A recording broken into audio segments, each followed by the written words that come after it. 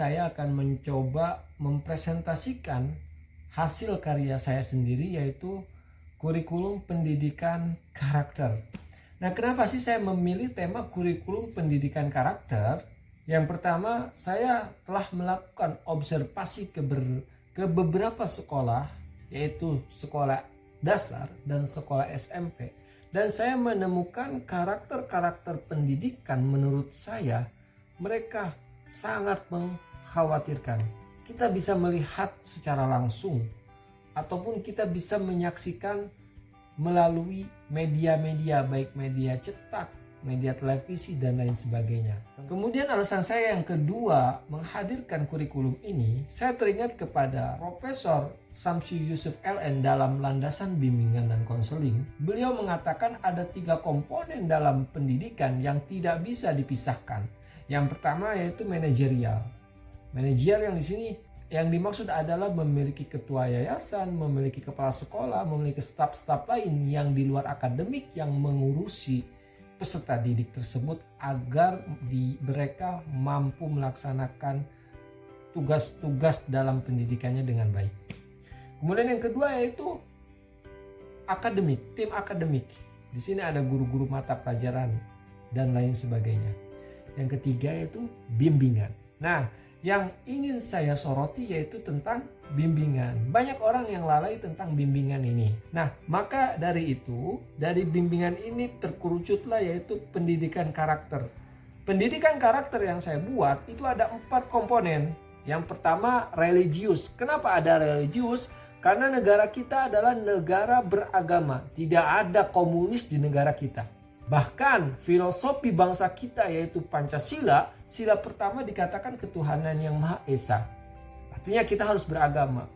Jika seandainya bangsa kita terbentuk atas dasar karakter yang religius, maka akan tercipta keindahan, kedamaian, ketentraman dan lain sebagainya. Kenapa? Karena semua agama yang diresmikan oleh bangsa Indonesia mengajarkan kebaikan, mengajarkan tata krama, mengajarkan nilai jujur, mengajarkan komitmen dan lain sebagainya. Kemudian setelah nilai religius yang kami hadirkan yaitu yang kedua yaitu tentang akhlak. Saya klasifikasikan ada 3. Yang pertama akhlak bertutur kata, yang kedua akhlak berpakaian, ketiga akhlak berperilaku. Poin ketiga yaitu kemandirian dan kedisiplinan. Nah, kemandirian di sini terbagi menjadi 3. Ada yang pertama yaitu kemandirian emosional, yang kedua yaitu kemandirian sosial, kemudian yang ketiga yaitu kemandirian kerapihan dan kebersihan. Baik, saya akan mulai yang pertama yaitu kemandirian emosional. Yang dimaksud dengan kemandirian emosional, peserta didik dituntut agar mampu memahami dirinya sendiri, baik kekurangan maupun kelebihan. Nah, setelah tujuan yang pertama berhasil, tujuan yang kedua yaitu peserta didik mampu hidup dalam dunia kenyataan. Dalam psikolog kepribadian, Karen Horney sebagai ahli yang mana mazhab dia berbeda dengan Sigmund Freud dalam beberapa pembahasan. Nah, tapi saya tidak ingin membahas itu. Yang saya bahas yaitu karena Horney membagi manusia itu ada 2. Ada yang hidupnya dalam realitas self, ada yang hidupnya dalam ideal self. Ideal self itu adalah orang yang hidup dalam angan-angan. Dia berpikiran terhadap dirinya sendiri tapi angan-angan berbeda dengan kenyataan.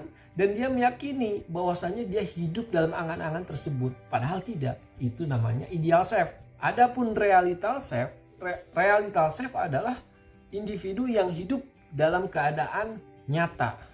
Baik kekurangan maupun kelebihan dia terima. Nah, kemudian dalam kemandirian emosional yang selanjutnya yaitu peserta didik mampu memiliki sifat otonom. Yang dimaksud dengan sifat otonom yaitu peserta didik mampu memutuskan suatu pilihan dalam kehidupannya dan bertanggung jawab atas apa yang telah dia pilih untuk hidupnya. Kemudian yang kedua adalah kemandirian sosial. Yang dimaksud dengan kemandirian sosial di sini adalah peserta didik mampu berkomunikasi interpersonal terhadap lingkungannya secara dinamis, baik komunikasi verbal maupun komunikasi nonverbal. Kemudian yang ketiga yaitu kemandirian, kebersihan, dan kerapihan. Kenapa saya memasukkan kemandirian, kebersihan, dan kerapihan? Karena karakter yang hebat dimulai dari sesuatu yang kecil yang dia lakukan secara komitmen. Artinya di sini ada nilai pendidikan karakter yang sangat mendalam, yaitu peserta didik dilatih untuk bertanggung jawab terhadap dirinya sendiri. Kemudian untuk mencapai 3 poin yang telah saya paparkan, kita perlu metodologinya. Di sini saya membuat metodologi untuk mencapai itu semua. Ada 2 tahapan. Yang pertama yaitu metode preventif, yang kedua yaitu metode kuratif. Saya akan bahas satu persatu. Yang pertama yaitu metode preventif atau pencegahan. Dalam preventif ini kita bisa membuat dengan cara story atau bercerita. Nah, di Inggris sana ada penelitian 2 kelas diceritakan dengan sesuatu yang berbeda. Yang pertama diceritakan anak-anak tentang seekor naga yang sangat buas, kemudian memakan, menghancurkan, dan lain sebagainya kepada manusia yang ada di sekitarnya sehingga tulang-tulangnya patah dan lain sebagainya. Kemudian orang yang melihat tersebut menjadi sedih, ngedon, dan lain sebagainya. Kemudian yang kedua, ceritanya berbeda. Ada seekor naga yang melawan manusia yang ada di hadapannya. Kemudian orang tersebut semaksimal mungkin memberikan perlawanan sampai benar-benar titik darah penghabisan. Tangannya putus, kakinya putus, tapi dia tetap berjalan ingin membunuh naga tersebut sampai manusia itu mati dimakan oleh naga tersebut. Nah, ternyata story yang berbeda antara kelas A dan kelas B membentuk karakter di kemudian hari yang berbeda. Yang tadi yang cerita pertama membentuk karakter manusia yang pesimis, manusia yang tidak memiliki semangat yang tinggi dalam menjalani kehidupan. Adapun yang kedua, manusia yang optimis, manusia yang senantiasa memperjuangkan hidupnya. Nah, dari story inilah kita akan membentuk karakter peserta didik di kemudian hari yang tangguh dan luar biasa. Kemudian yang kedua yaitu kita bisa menggunakan metodologi pendidikan restoratif atau disiplin positif. Pendidikan restoratif atau disiplin positif itu berfokus kepada tujuan apa sih, karakter apa sih yang kita ingin tanamkan kepada peserta didik dengan menggunakan pendekatan kesadaran terhadap peserta didik. Saya ambil contoh, jika seandainya kita ingin memberikan karakter yang baik seperti membuang sampah pada tempatnya, maka jika seandainya kita menemukan peserta didik membuang sampah bukan pada tempatnya, nah kita bertindak bukan berarti kita memberikan hukuman atau kita memarahinya, karena itu tidak fokus kepada tujuan. Nah, metode disiplin positif atau restoratif fokus kepada tujuan. Jika seandainya sampah tersebut harus terbuang kepada tong sampah, maka kita ambil sampah tersebut dan kita buang. Kemudian kita berikan pemahaman kepada peserta didik tersebut. Nah, itu salah satu contoh metodologi restoratif atau disiplin positif. Kemudian metodologi yang kedua yaitu langkah kuratif. Nah, preventif dan kuratif itu bertolak belakang. Kuratif adalah penyembuhan, artinya kejadian hal-hal negatif atau perilaku negatif atau maladaptif kepada peserta didik, kita harus menyembuhkan sehingga dia mencapai kesejahteraan fisiologis yang cukup. Nah, di sini kita bisa menggunakan konseling. Nah, dalam konseling tersendiri itu memiliki metode atau teori-teori yang kita bisa ambil sesuai dengan kebutuhan klien atau konseli. Salah satunya metode adalah Cognitive Behavior Therapy atau bisa disingkat dengan CBT. Nah, dalam CBT ini fokus terhadap pola pikir individu, keyakinan, dan sikap. Yang mana ketiga unsur ini akan menjadikan suatu emosional terhadap konseli. Suatu emosional yang dimaksud entah itu menjadi depresi, sedih, bahagia, dan lain sebagainya. Nah, hal-hal demikian itu dihasilkan oleh pikiran, keyakinan, dan sikap. Kemudian yang harus diperhatikan ada 3 poin yang sangat disoroti dalam metodologi CBT. Yang pertama itu pikiran otomatis. Yang dimaksud dengan pikiran otomatis, individu spontanitas melakukan sesuatu tanpa realistis. Artinya dia melakukan dengan spontanitas tanpa masuk akal. Pikiran otomatis ini terjadi secara spontanitas dan tidak realistis seperti itu. Nah, kalau kita belajar tentang teori Sigmund Freud, itu ada dalam pikiran kita alam bawah sadar. Nah, biasanya pikiran otomatis ini telah masuk ke alam bawah sadar sehingga dia melakukan sesuatu tidak sesuai dengan realistis, tidak sesuai dengan akal pikiran dia yang sehat.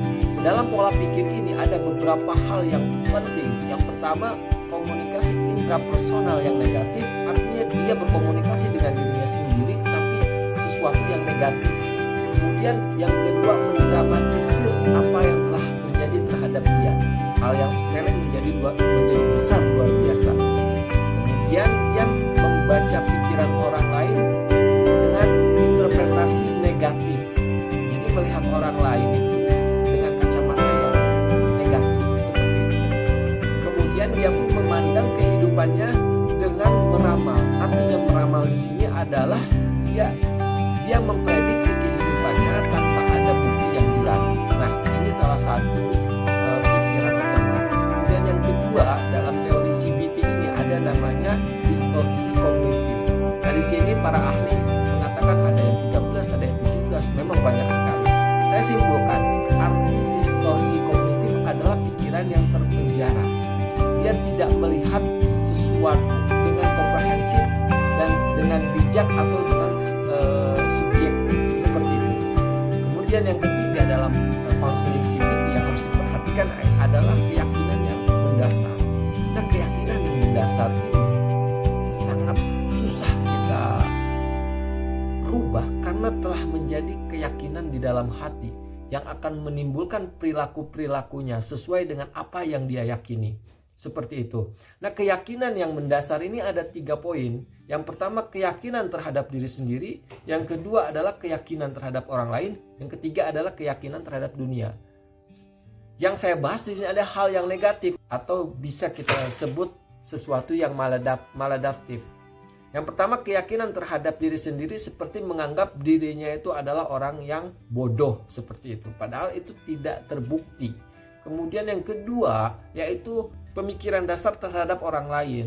Dia menganggap orang lain misalkan jahat, orang lain itu tidak sopan terhadap dirinya, padahal itu perasaan dia yang belum terbukti kebenarannya. Kemudian yang ketiga yaitu pemikiran terhadap dunia, seperti dia merasakan dunia ini tidak adil.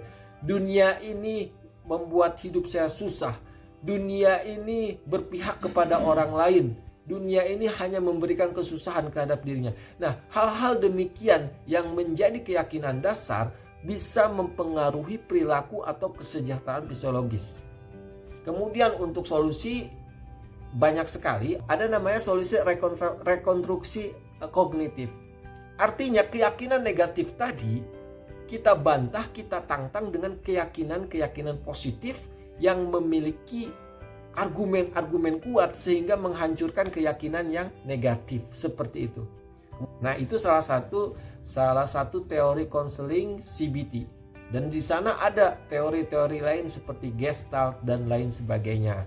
Nah, kesimpulannya, kurikulum pendidikan ini ada 3 atau 4 poin yang harus kita pahami dan kita laksanakan di tiap sekolah. Yang pertama yaitu nilai religius, Kemudian yang kedua yaitu akhlak atau moralitas. Moralitas saya bagi 3, ucapan, perilaku, dan berpakaian. Kemudian yang ketiga yaitu kedisiplinan dan kemandirian. Seperti itu. Dan metodologi untuk mencapai itu semua ada 2. Yang pertama preventif. Preventif itu bisa dengan story atau dengan bercerita, sehingga individu tersebut memiliki role model. Kemudian yang kedua yaitu pendidikan restoratif atau disiplin positif.